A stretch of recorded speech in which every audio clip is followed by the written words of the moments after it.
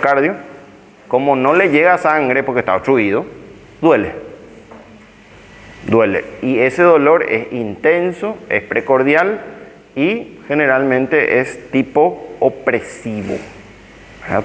Tipo opresivo. El año que viene van a dar semiología médica, ¿verdad? Y ahí van a ver el tipo de dolor anginoso, qué características tiene. Bueno, actúan como vasodilatadores, como ir bloqueando los canales de calcio, ¿verdad? Reducen la frecuencia cardíaca, como bloqueando o disminuyendo la excitabilidad del sistema de conducción eléctrico y de los nódulos sinusal y auriculoventricular. Entonces, disminuyen la frecuencia cardíaca, ¿no? También representa, ya saben, la cuarta clase de antiarrítmicos. ¿Según qué clasificación? De Gambito siciliano. Muy bien, de Baumann-Williams. Acuérdense de ese nombre, muy importante, ¿verdad?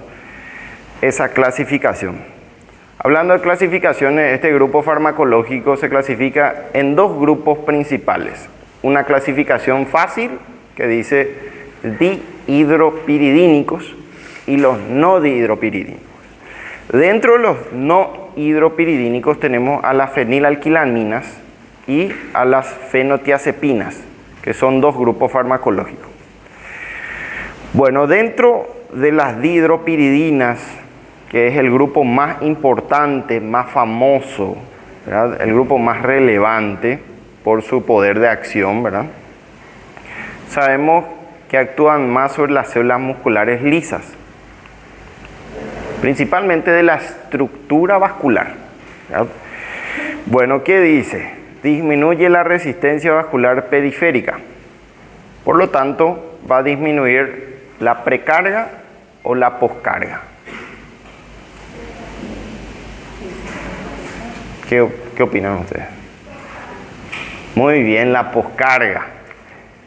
Todos tienen que saber eso. Nadie puede salir por esta puerta sin saber eso. ¿Entienden?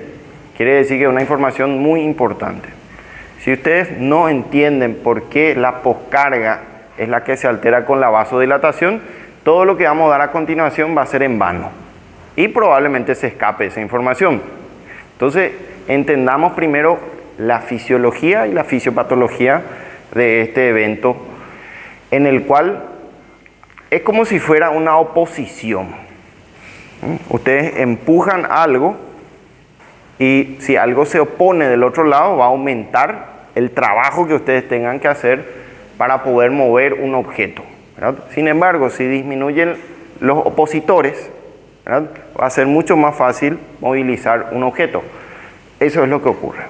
Si se obstruyen o si se produce vasoconstricción periférica, el trabajo cardíaco es mucho mayor, tiene que contraerse más fuerte y consumir más oxígeno y consumir más nutrientes para poder vencer la resistencia vascular periférica. Si nosotros vasodilatamos, le vamos a estar ayudando al corazón a trabajar mejor. ¿Entienden? ¿Verdad? Muy bien. Bueno, espero que sí, ¿verdad?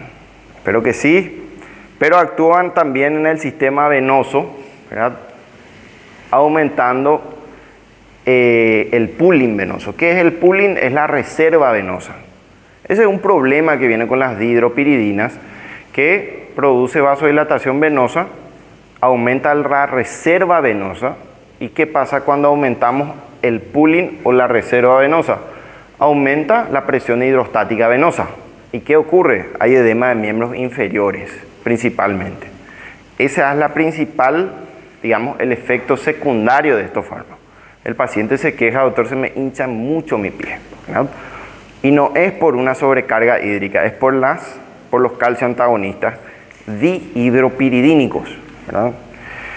Bueno, al producir dilatación periférica, provocan taquicardia refleja. Pero esto es muy importante. Acá al lado voy a poner, generalmente esto ocurre con los vasodilatadores rápidos, ¿verdad?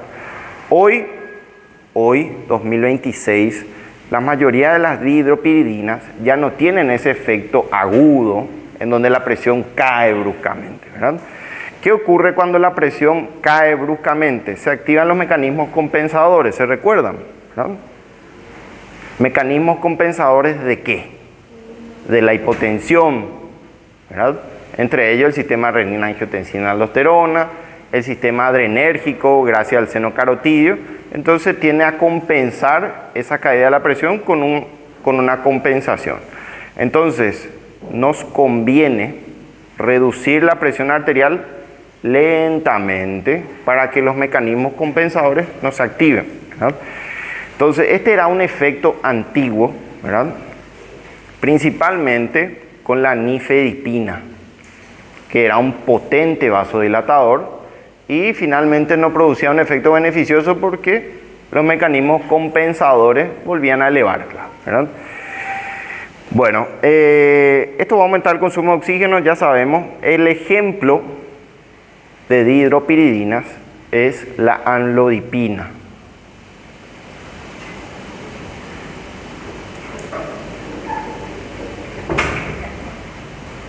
La amlodipina, ¿verdad?, que es el fármaco prototipo de este grupo, ¿verdad? Tiene vida media larga, es el más cómodo de administrar, es el más beneficioso para el tratamiento de la hipertensión arterial. Luego vienen los que le acompañan. El segundo más importante no está acá, se llama lercarnidipina, ¿verdad?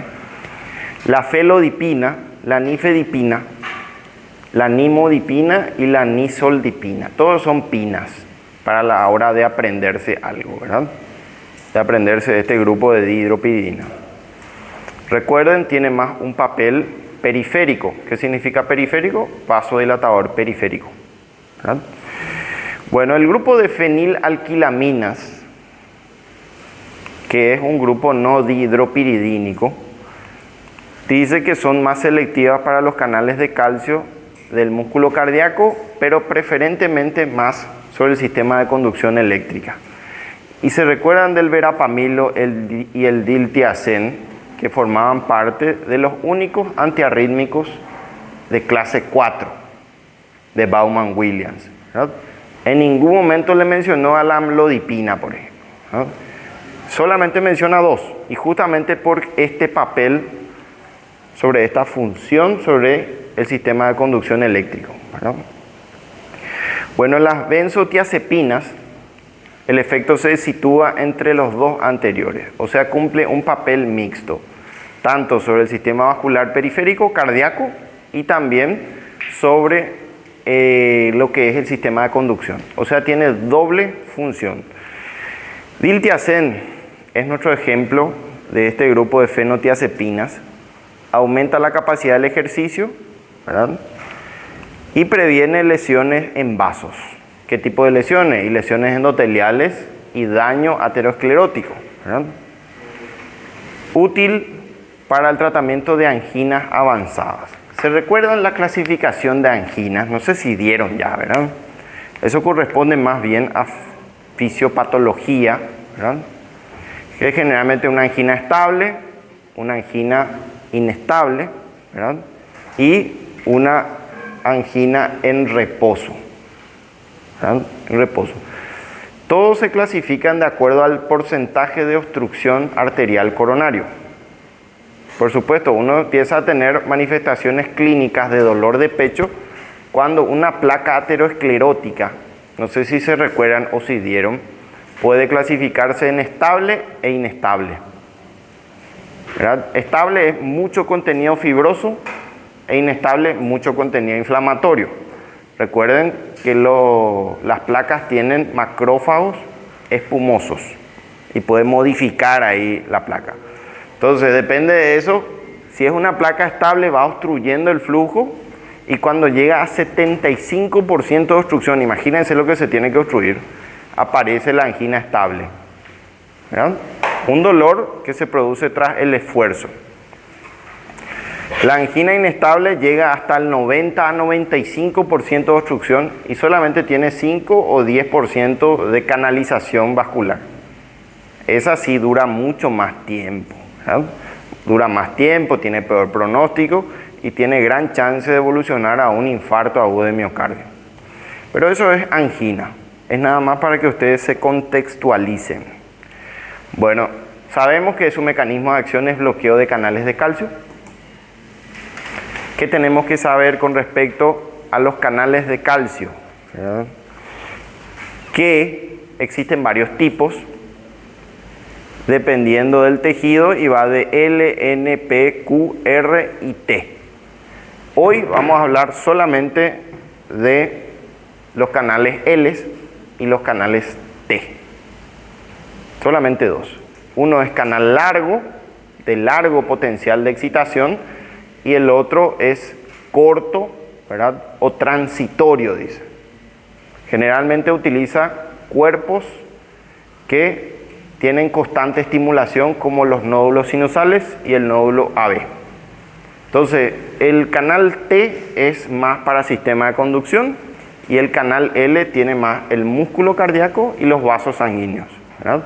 Entonces hacemos una separación: cardiovascular y conducción. Cardiovascular es L o T.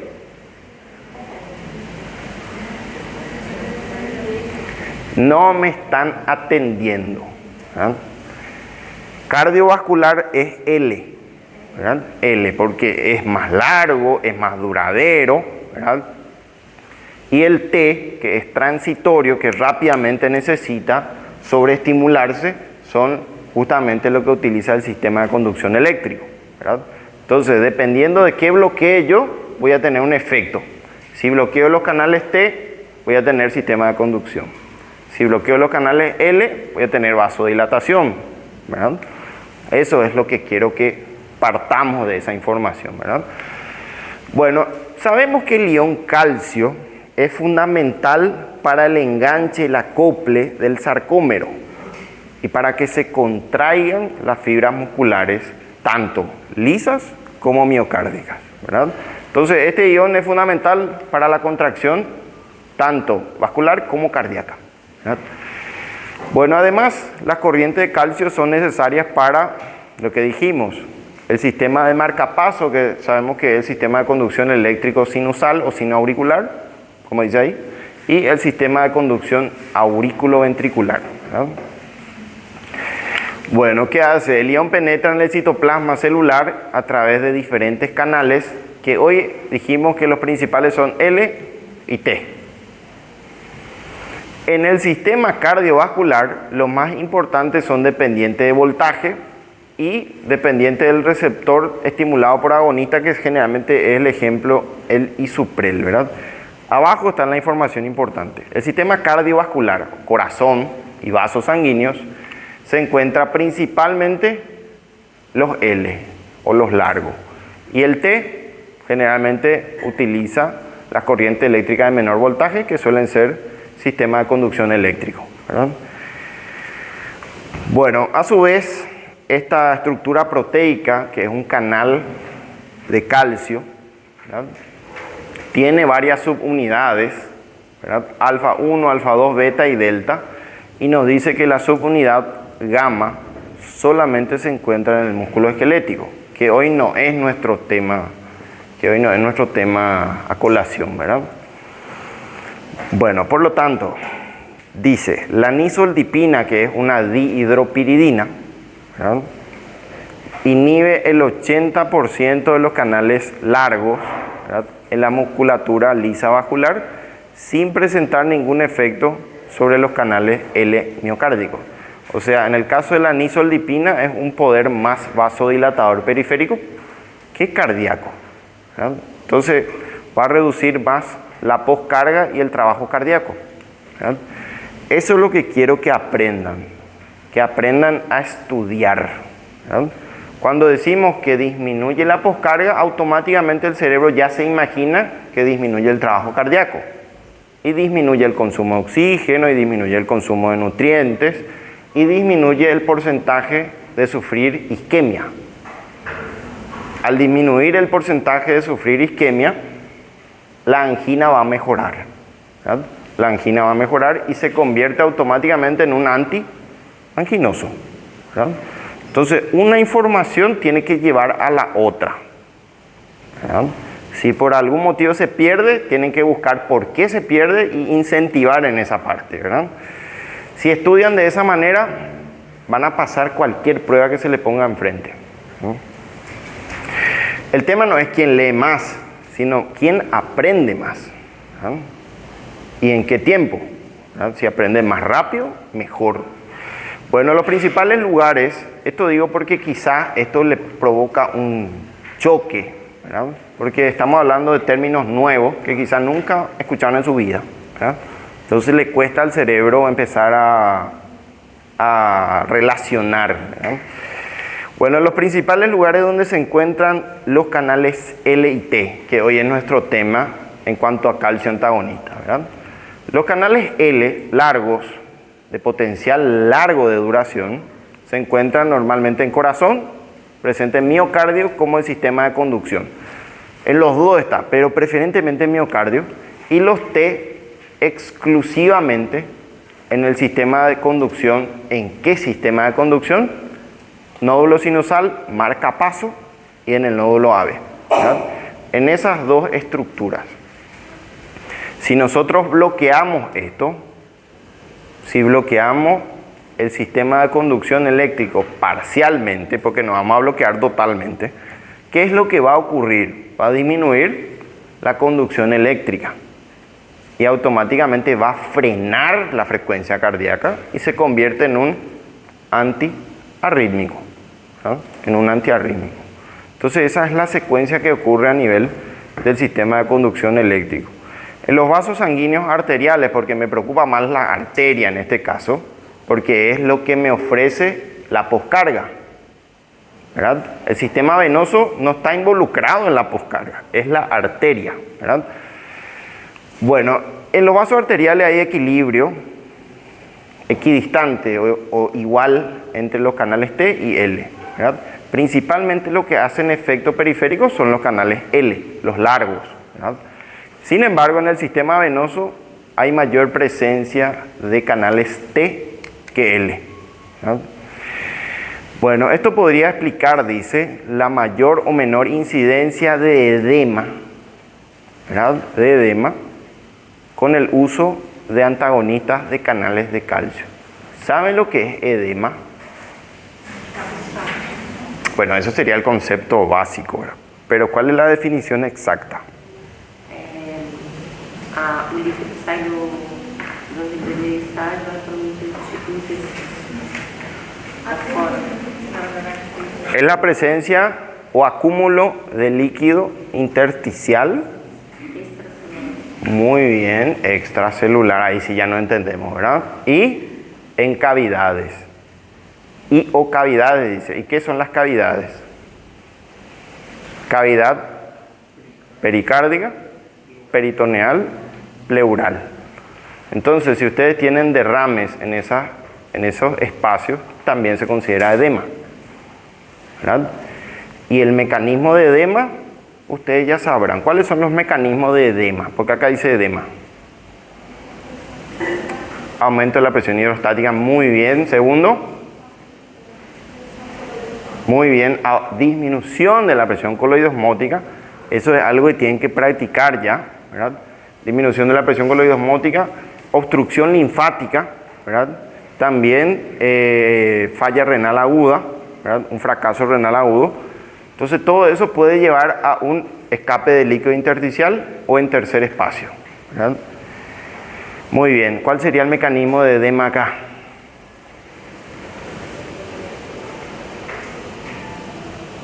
El aumento de la presión hidrostática, ¿en dónde? En las venas. Por eso era que aumentaba el pooling venoso o la reserva venosa y tenía la persona edema de miembros inferiores, ¿verdad? Bueno, ¿cuáles son los efectos farmacológicos? Hasta ahora sabemos cómo funciona, bloquea los canales de calcio tipo L y tipo T, ¿verdad?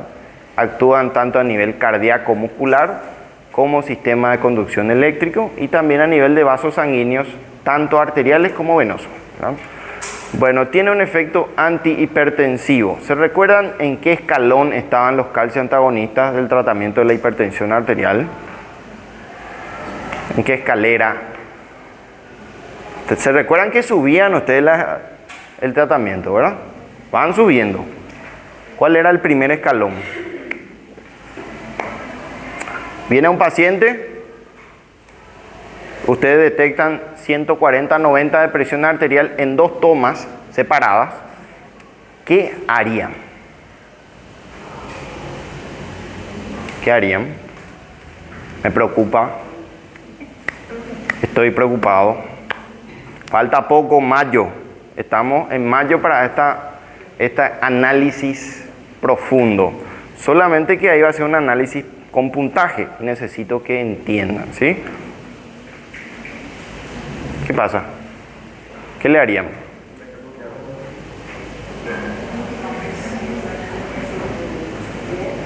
Muy bien. Los IECA. ¿Por qué IECA? Estas preguntas son las que vamos a hacer, ¿eh? No es que estoy queriendo rebobinar nomás, ¿eh?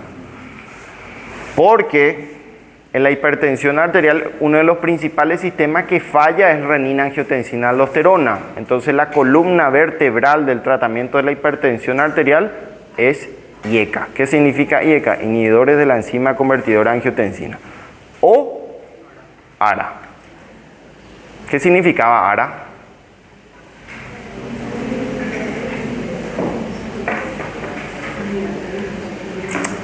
Antagonista de los receptores de la angiotensina 2. ¿Verdad?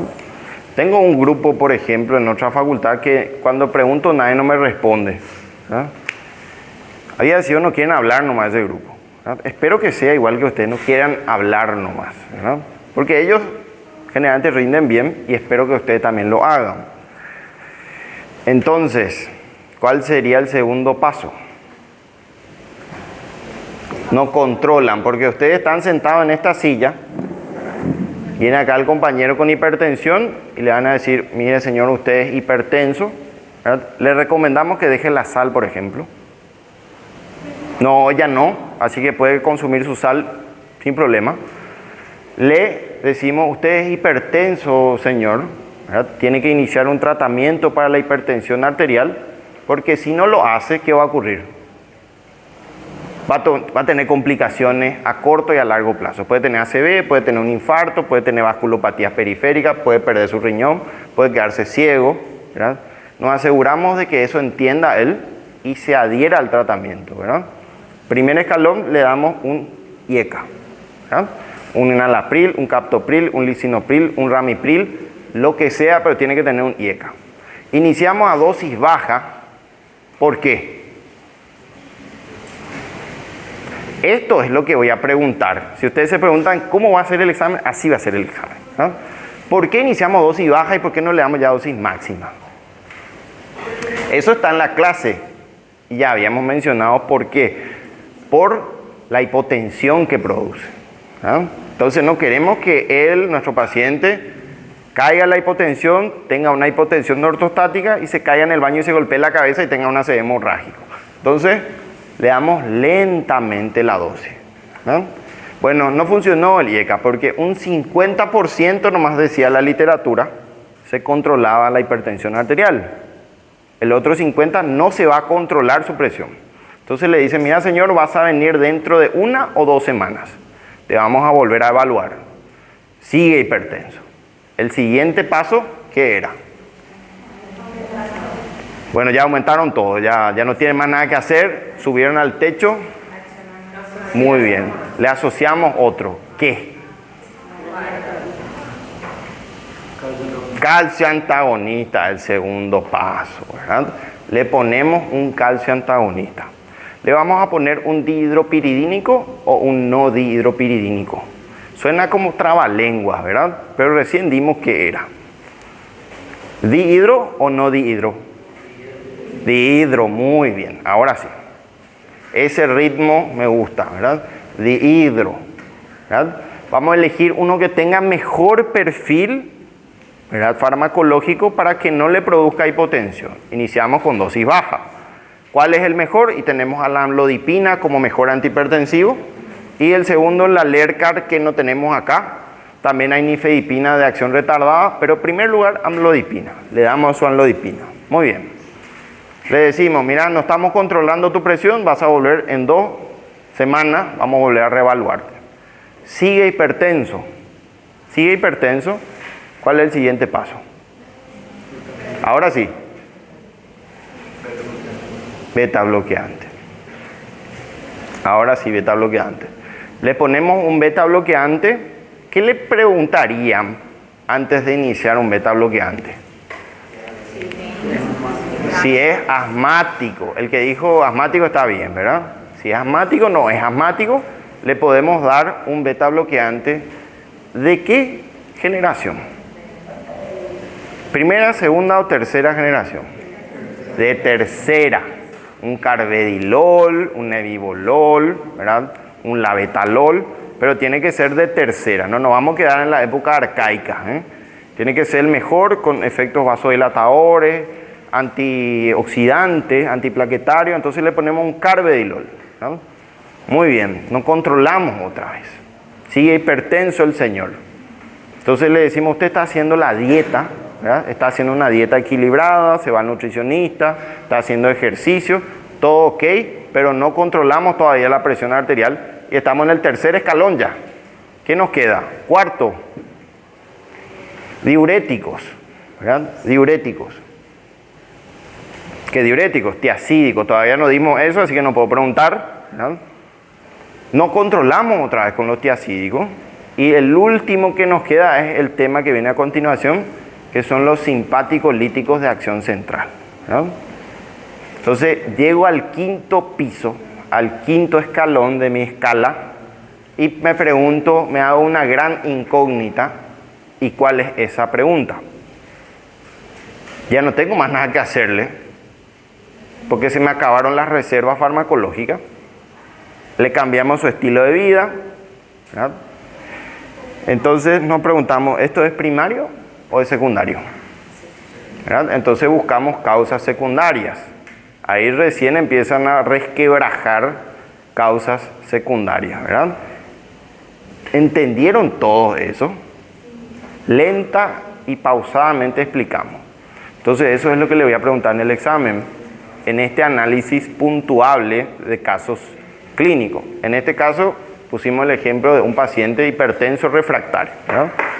Se dieron cuenta, no sé si se dieron cuenta, pero reanalicen cuánto tiempo aproximadamente vino y se fue el paciente. Bueno, y se fue 4 o 5 veces, perdimos más o menos, o sea, controlamos la hipertensión en más o menos 1 a 2 meses. Eso se dio cuenta la nueva guía y dice, si la presión es más de 140-80 en la primera consulta, ya le ponen 2. O sea, van a quemar 2 escalones de entrada para no ir y venir, ¿verdad? Entonces se dieron cuenta que 2 de entrada. ¿Qué? IECA y calcio antagonista, ¿verdad? Eso es lo nuevo de la guía, ¿verdad? Muy bien, continuamos ahora con este tema, ¿verdad? Bueno, disminuye el flujo de entrada de calcio, eso ya sabemos, ¿verdad? Produciendo un potente efecto vasodilatador arteriolar, reduciendo la resistencia vascular periférica. Eso también ya sabíamos, que los calcio antagonistas reducen la presión arterial gracias a la vasodilatación periférica, reduciendo la resistencia y reduciendo la poscarga. El efecto antihipertensivo está relacionado con el nivel tensional previo, eso es muy importante. Si las presiones, por eso te pone como condición más de 140-90, porque la tensión arterial va a estar elevada y tu calcio antagonista va a hacer más efecto. Pero si está menos, no le va a pegar muy bien y no va a hacer mucho efecto. Entonces depende de la presión arterial previa antes de la colocación o la indicación del fármaco. ¿Entienden? Si tiene 180-90 de presión, ese va a funcionar mejor su calcio antagonista. Pero si tiene 130, no va a hacer un efecto muy beneficioso, ¿verdad? E incluso puede ir hacia abajo y potenzar, ¿verdad? Bueno, las dihidropiridinas, ustedes me dijeron que eran los mejores para el tratamiento de la hipertensión arterial. Produce una rápida y pronunciada reducción de la presión arterial y activa los mecanismos vasoreceptores que se encuentran ¿dónde? En el seno carotídeo. Muy bien, aumentando el tono simpático y los niveles plasmáticos de noradrenalina, activando un mecanismo compensatorio. Esto era anteriormente. Hoy, debido al a la mejor distribución del fármaco, por ejemplo la amlodipina, y generalmente el inicio con dosis baja no se produce este efecto, ¿verdad? El que sigue produciendo esto son las nifedipinas de acción corta, que ya no se comercializan, ¿verdad? Entonces podría llegar a producir. Bueno, esta activación refleja simpática aumenta la frecuencia cardíaca, en caso de que lo haga, ¿verdad? La contractibilidad y la velocidad de conducción como mecanismos justamente compensadores, ¿verdad? Bueno, y por último, nos dice verapamilo y el diltiazem, que son los no dihidropiridínicos, ¿se recuerdan? Produce menor activación simpática, por lo que en dosis habituales puede provocar ligera bradicardia, porque son más antiarrítmicos que antihipertensivos, ¿verdad? Y provocan depresión de la conducción AV. ¿Qué significa eso? Enlentecen. ¿Se recuerdan qué segmento o intervalo del electrocardiograma se va a alterar si disminuimos la conducción AV? PR. Muy bien. ¿El intervalo PR se va a cortar o se va a alargar? Se va a alargar. Muy bien. Bueno, ahora sí. Bueno, efectos sobre la hipertrofia cardíaca. Efectos sobre la hipertrofia cardíaca y vascular. Recordemos que ¿qué era hipertrofia? Aumento del tamaño de las células, ¿verdad? Aumento del tamaño celular. ¿El corazón puede sufrir hiperplasia? No puede sufrir hiperplasia. Lo único que puede sufrir es hipertrofia, ¿verdad? Bueno, a nivel cardíaco, los antagonistas de calcio inhiben la hipertrofia, por eso nos dice inhiben la hipertrofia de los cardiomiocitos. Al inhibir la hipertrofia, inhibe la remodelación cardíaca. En este caso no nos conviene que se remodele, ¿verdad? Porque al remodelarse, al hipertrofiarse, ¿qué ocurre? Cuando el corazón tiene mayor musculatura.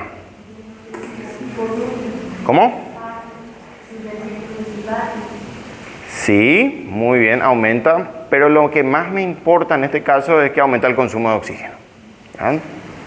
Siempre traten de buscar una analogía, ¿verdad? Algo que me ayude a recordar. En este caso, por ejemplo, podemos comparar un miocardiocito normal con un motor de una motocicleta, ¿verdad? Trabaja normalmente con ese motor, pero a medida que se hipertrofia va subiendo de potencia, ¿verdad? Después ya cambia a un motor de vehículo, automotor, luego de un camión, ¿verdad? Entonces a medida que va agrandándose, va aumentando el consumo de combustible. ¿Y cuál es el problema de eso? Que cuando aumenta el consumo de combustible tiene más riesgo de morirse. O sea, de sufrir isquemia/infarto. Ese es el problema. Entonces, si ustedes modifican esto y disminuyen la hipertrofia, va a disminuir automáticamente el consumo de oxígeno, va a disminuir el porcentaje de morirse de una isquemia. Entonces, tiene efectos positivos. ¿Me están entendiendo, verdad? ¿Sí? Entonces, ustedes a la hora de administrar un calcio antagonista a su paciente, también están ocasionando este efecto, ¿verdad? Que no va a ser milagroso, pero a la larga van a ver que esa persona tiene menor riesgo de morirse, menor riesgo de fallecer por una patología cardiovascular. Bueno, la proliferación de fibroblastos y síntesis de matriz extracelular también está reducida, ¿verdad? Y produce la regresión, fíjense lo que produce, regresión de la hipertrofia ventricular y la fibrosis cardíaca. Hay un problema ahí, creo que la compañera dijo que se va a modificar la cavidad, ¿verdad? La hipertensión arterial, por ejemplo, produce hipertrofia cardíaca como compensación orgánica, pero las cavidades le acompañan, o sea, también se dilatan las aurículas y los ventrículos. Entonces no es que es un ocupamiento muscular. Bueno, a nivel vascular, los antagonistas de calcio inhiben también la hipertrofia e hiperplasia. Acá también ya sí se agrega la hiperplasia vascular y la migración de células musculares lisas, así como depósito de colágeno. disminuyendo la hipertrofia, la capa media, que es la que más se hipertrofia, y aumentando la distensibilidad y el poder de, digamos, relajación y de complacencia vascular. Esto es muy importante porque la hipertensión, la angiotensina 2, ¿verdad?, el sistema renina, lo que hacen es producir fibrosis, ¿verdad? A nivel cardíaco se recuerdan que la fibrosis son como árboles que caen sobre los caminos, sobre las calles, sobre las rutas y van impidiendo el paso ¿de qué? De la corriente eléctrica. Entonces, esto, al ser un antifibrótico, está mejorando la conducción eléctrica y reduciendo el porcentaje de arritmias, ¿verdad? O sea, tiene un efecto muy grande beneficioso, ¿verdad? Bueno, efecto antianginoso, ¿verdad? El efecto antianginoso es una acción principalmente vasodilatadora. ¿Se recuerdan que el porcentaje de obstrucción de la coronaria, ¿verdad?, si nosotros obstruimos, acá hay una camilla nomás, está un poco dificultosa sacarle la entrada. Esto es una coronaria cortado transversalmente, ¿verdad? Si nosotros obstruimos el 75% de una coronaria, ¿qué angina va a ser? Estable. Se va a llamar angina estable. ¿Qué quiere decir esto? Que cuando el paciente empieza a hacer alguna actividad física y requiera mayor oxígeno, el corazón le va a doler el pecho, ¿no? Le va a doler el pecho. Él se va a sentar, va a reposar y después de unos minutos va a pasar. Eso ya es una alarma porque tienen que buscar la causa. No van a esperar que se obstruya todo, ¿verdad? Entonces, ¿qué es lo que hace este vasodilatador? Agranda el vaso, ¿verdad? Entonces tiene mayor perfusión, ¿verdad? Ese porcentaje, ¿verdad?, que constituye el 30, 35, 25%, 25-30%, va a mejorar, ¿verdad? Va a mejorar al producir una vasodilatación. Eso es lo que nos trata de decir esto, ¿verdad? Bueno, ¿qué más? Reduce la resistencia vascular periférica, poscarga y las demandas miocárdicas de oxígeno. Eso es lo que estuve repitiendo varias veces. Al disminuir la resistencia, disminuye el trabajo cardíaco. Al disminuir el trabajo cardíaco, disminuye el consumo de oxígeno, ¿no? Bueno, suprimen los espasmos coronarios y aumenta el flujo coronario. Hay una angina, esta es la de estable. Después dijimos que hay una que tiene mayor porcentaje de obstrucción que todo esto ya. 95% que se llama inestable. Este está a punto de infartarse, Este está a punto de infartarse. Solamente esto es luz. Este ya tiene angina en reposo y todo, ¿verdad? Angina en reposo. Ahora, hay una que se llama de Prinzmetal. No sé si escucharon hablar. Angina de Prinzmetal, que es una angina vasoespástica. De repente se contrae la coronaria y duele el pecho, ¿verdad? Tiene un dolor agudo. Dice que ese tipo de angina reduce también los vasoespasmos, ¿verdad? Y aumenta el flujo coronario. Bueno, son fármacos de elección para el tratamiento de angina de esfuerzo. Angina de esfuerzo o angina estable, ¿verdad? Y también la angina de reposo, que es esta. Se clasifica de acuerdo al porcentaje de obstrucción. ¿Y cómo vamos a saber el porcentaje de obstrucción de una arteria coronaria? ¿Cómo? Sí, ¿qué examen? Se llama arteriografía, ¿sí? Arteriografía coronaria, ¿verdad? Entonces se inyecta un contraste en las coronarias y se ve el porcentaje de obstrucción y te va a decir coronaria descendente anterior obstruida en un 75%. Entonces vas a saber exactamente cuánto está obstruido y qué terapia le puedo ofrecer a este paciente. Algo muy importante, que estos no son tratamientos, solamente son preventores para programar una cirugía cardíaca, ¿verdad? Cateterismo cardíaco o arteriografía cardíaca, ¿verdad? ¿Y qué le vamos a programar? Le tenemos que colocar acá un stent, que es una sombrilla y va a abrir el vaso, ¿verdad? o un bypass cardíaco. Muy importante, esto no es que vamos a curarle de su placa aterosclerótica, solamente son mecanismos para frenar, disminuir la incidencia de infarto y disminuir la incidencia de dolor, ¿no? O si, por ejemplo, el paciente no se puede operar. Hay pacientes que no se pueden operar porque ya son muy ancianos, muy idosos, etc. ¿Entienden? Bueno, mucha información. Vamos a tener un receso corto y luego volvemos, ¿sí? O sea, 25